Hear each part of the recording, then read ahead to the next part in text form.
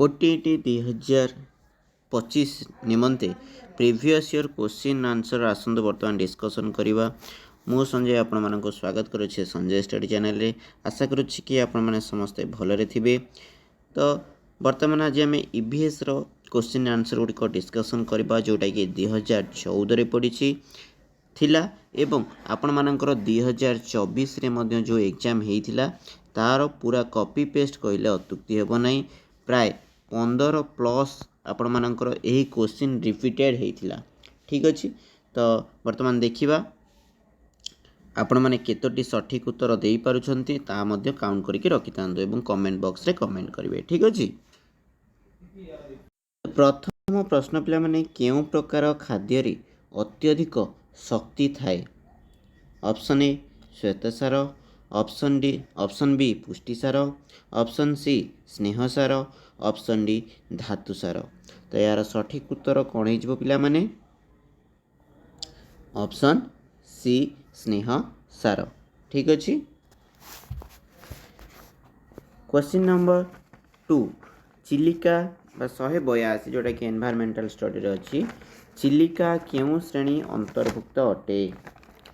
Option A चिड़ियाखाना, option B अभयारण्य, option C जातीय उद्यान, ऑप्शन डी जैव मंडल। तो यार सठिक उत्तर कौन हो पिला माने? ऑप्शन बी अभयारण्य। चिलिका गोटे अभयारण्य अटे जोटा कि आप पक्षी मानक नलबण फेमस अटे। ठीक अच्छे। तापरे नेक्स्ट क्वेश्चन केउंटी बीजाणुजनित रोग? ऑप्शन ए हाड़फुटी, ऑप्शन बी बसंत, option C polio, option D हईजा। तो यार सठिक उत्तर कौन हो पिला माने? बीजाणुजनित रोग आमर हो हईजा। ठीक अच्छे। नेक्स्ट क्वेश्चन केउंटी मनुष्य शरीर बृहत अंतः अंग अटे? ऑप्शन ए पाकस्थली, ऑप्शन बी बृकक, ऑप्शन सी हृत्पिंड, ऑप्शन डी यकृत। तो आमको कौन पचार पिला माने? बृहत अंग। तो बृहत अंग ये भितर कौटा हो पिला माने? ना यकृत। ठीक अच्छे पिला माने। नेक्स्ट क्वेश्चन को जीवा। नेक्स्ट क्वेश्चन कौन कहछि ना केउंटी रे लोहित रक्त कणिका प्रति आकर्षण अधिक? ऑप्शन ए अम्लजान, option B carbon dioxide, option C जबखारजान, ऑप्शन डी कार्बन मोनोक्साइड। तो यार सठिक उत्तर कौन हो पिला माने? ना ऑप्शन डी कार्बन मोनोक्साइड। ठीक अच्छे। नेक्स्ट क्वेश्चन श्रेणीगृह रे शिक्षादान करने निमंते व्यवहृत निम्नोक्त मानचित्र गुड़िक मध्यरु केउंटी तथ्यभित्तिक नुहे? ऑप्शन ए कृषि अंचल मानचित्र, ऑप्शन बी शिल्पांचल मानचित्र, ऑप्शन सी भूचाबच मानचित्र, ऑप्शन डी जनसंख्या मानचित्र। तो यार सठिक उत्तर कौन हो पिला माने?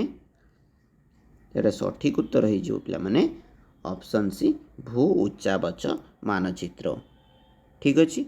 नेक्स्ट क्वेश्चन को जीवा पिला माने केउ सबु विषय वस्तु परिवेश विज्ञान अंतर्भुक्त? केउ सबु विषय वस्तु परिवेश विज्ञान अंतर्भुक्त अटे? ऑप्शन ए विज्ञान, इतिहास, भाषा और भूगोल, ऑप्शन बी विज्ञान, भूगोल, गणित और राजनीति विज्ञान, ऑप्शन सी विज्ञान, भूगोल, इतिहास और राजनीति विज्ञान, ऑप्शन डी भूगोल, इतिहास, राजनीति विज्ञान और भाषा। से पिला माने पचारछि कोन ना विषय वस्तु परिवेश उपरे अंतर्भुक्त अटे। तो यार सठिक उत्तर कौन हो? भाषाटा आमर परिवेश आसुछि कि नाई? गणितटा भी नुहे। एठी मध्ये देखि परथिबो भाषा अछि।